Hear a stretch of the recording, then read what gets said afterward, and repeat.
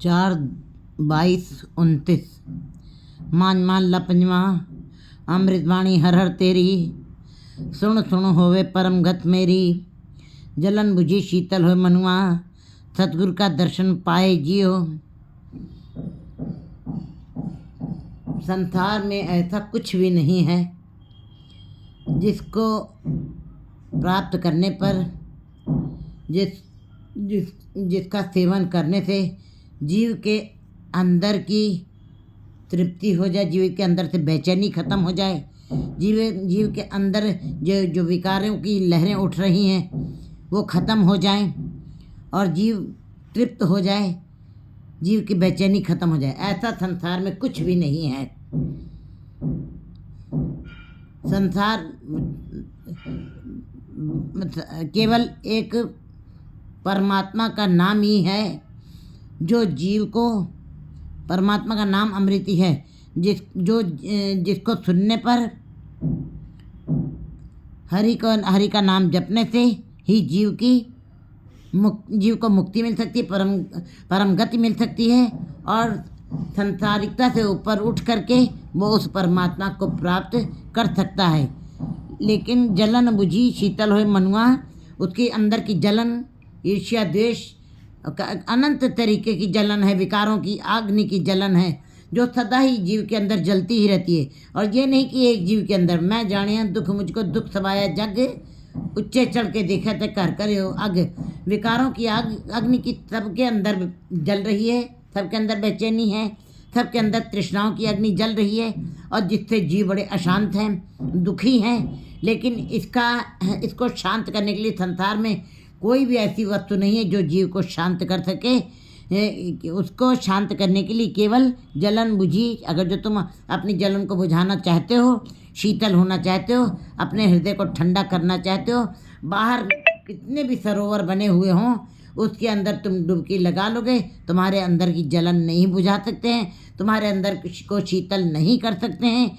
शीतल कौन सी चीज़ कर सकती है शीतलता? और तुम्हारे अंदर विकारों की अग्नि की जो अग्नि जल रही है, जो तपश बनी हुई है, वो कैसे ख़त्म हो सकती है और तुम्हारा मन कैसे शीतल हो जाएगा? सतगुरु का दर्शन पाइए। सतगुरु के साथ जब तुम्हारा मिलाप हो जाएगा, सतगुरु से जब तुम्हारी भेंट होगी, उसके साथ जुड़ के उसके उपदेशों को पर जब तुम चलोगे, तभी तुम्हारे अंदर से तृष्णाओं की अग्नि खत्म होगी, तुम्हारा मन शीतल होगा और ये सतगुरु के ही से ही प्राप्त होगा। ये संसार में तुम्हें नहीं मिल सकता है। सतगुरु से मिलाप जो है वो परमात्मा की कृपा से ही होता है। सुख पया दुख दूर पराना। फिर जब किसी जीव की भेंट जो है सतगुरु से हो जाती है, सतगुरु मतलब शब्द गुरु सूरत धन चेला।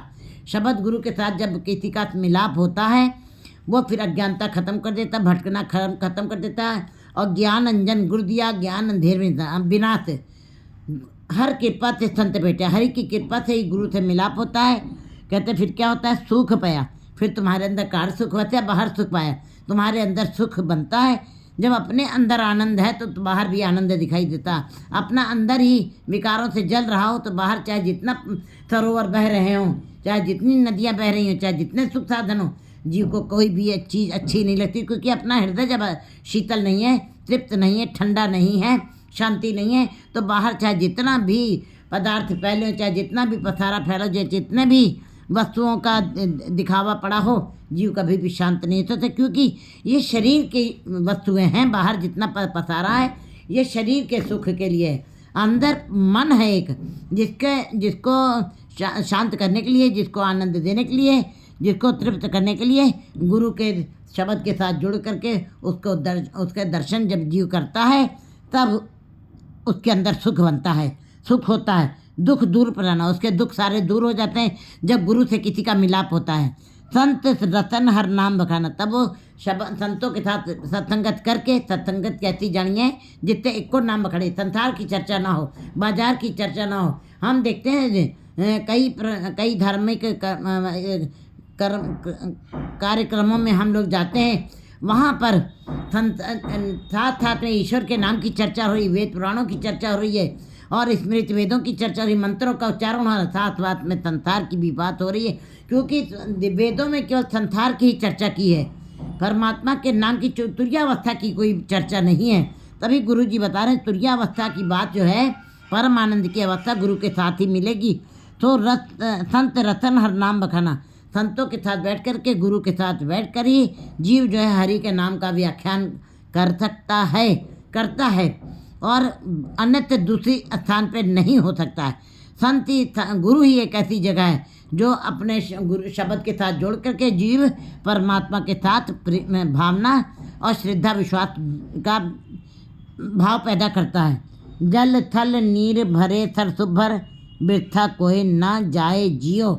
कहते बाहर भी जल थल नभ में नदियाँ सरोवर बह रहे हैं, नदियाँ बह रही हैं, पानी के जल के सरोवर बड़े, इतना जल बह रहा है, इतने समुद्र बह रहे हैं जितने की जीव नहीं है। लेकिन अगर जो बाहर नदियाँ और समुद्र में जल के प्रवाह बह रहे हैं, हे जीव तुम गुरु के शब्द के साथ जुड़ जाओ, गुरु से तुम्हारी भेंट हो जाए।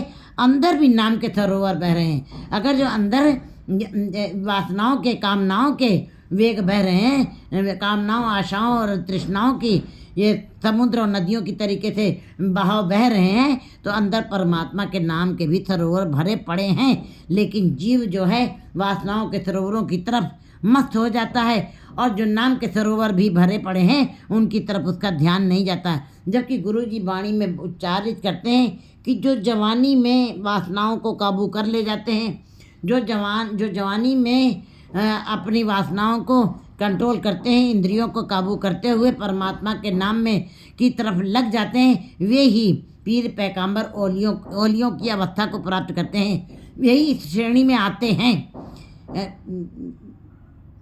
गुरुजी बता रहे हैं कि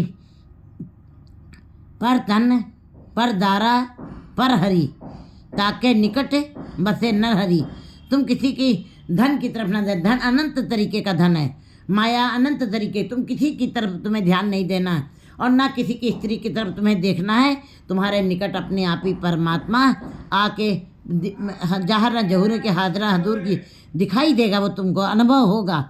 गुरु जी बता रहे जल थल नीर भरे सर सुभर, वृथा कोई न जाए जियो। कहते हैं कि सब तरफ परमात्मा के नाम का ही प्रकाश दिखाई दे रहा है, उसी के समुद्र ये सरोवर सब भरे पड़े हैं, बाहर भी और अंदर भी भरे पड़े हैं। तुम अपने एक इन सरोवरों को के अंदर डुबकी लगाना, वृथा न जाने देना, अपनी एक एक श्वास को कोई तुम निरर्थक ना जाने देना। तुम्हारी हर श्वास जो है उस नाम सरोवर में डुबकी लगाए और आनंद ले, तुम्हारा तन मन भीना हो जाए उन्हीं सरोवरों के अंदर डुबकी लगा के। दया तारी तिन सृजनहारे, जिसके ऊपर परमात्मा वो सृजनहार जिसने कृपा कर दी है, जीव जंतु सगले प्रतिपाल, जिसने सारे जीव जंतुओं की प्रतिपालना की है, उसने जीव जंतुओं को बनाया भी है, रचना भी स्वयं की है और प्रतिपालना भी स्वयं ही कर रहा है, कोई दूसरा नहीं कर रहा, संभाल भी वही कर रहा है।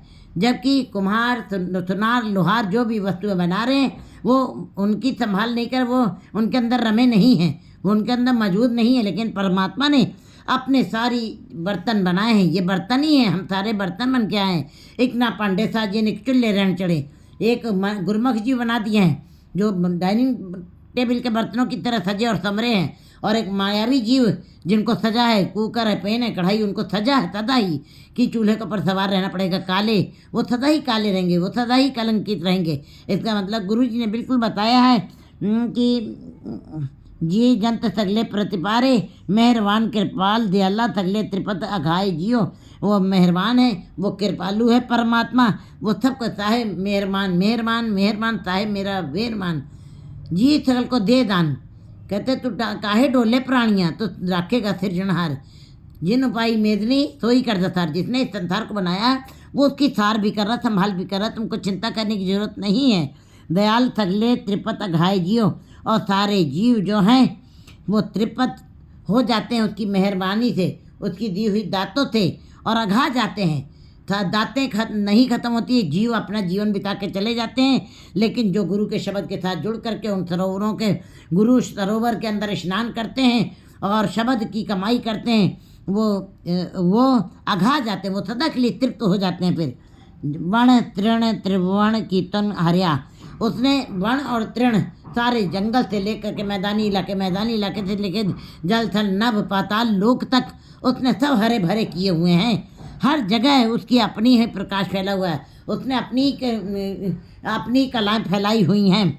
ये सूरज निकल रहा है, चंद्रमा अपनी शीतलता दे रहा है, तारे अपने आप निकल रहे हैं और ये नदियाँ लहरा रही हैं, लहरों से समुद्र अपने तरीके से लहरें मार रहे हैं और जितनी वनस्पति है सब उनके अंदर से अपने आप ही एक बीज डाले हैं और लाखों लाखों फल निकल रहे हैं, उसके अंदर फूल निकल रहे हैं और फलों से लदे हुए पेड़ नज़र आ रहे हैं हमको।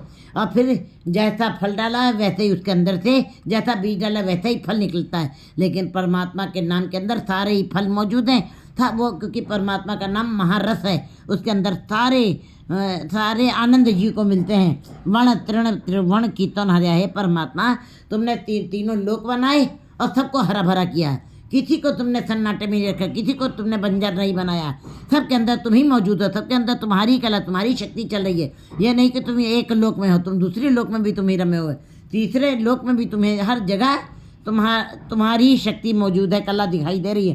करणहार खिन पीतर कर्या, वो करणहार है परमात्मा, वो करता भी है और हरने वाला भी है, वो बनाने वाला भी है, मिटाने वाला भी है। वो जीव जंतु को बनाता भी है, मिटा भी देता है।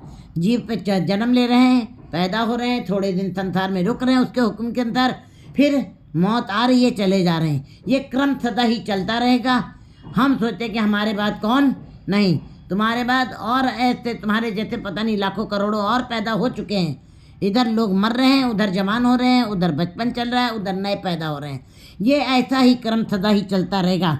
कारण हार खिन पीतर कर्या, उसने बिल्कुल परमात्मा ने अपनी सृष्टि जो भी बनाई है, कहते हैं सबको तृप्त या लौकिक विषयों से बिल्कुल निर्लिप्त कर दिया है, निर्लिप्त हो गया परमात्मा।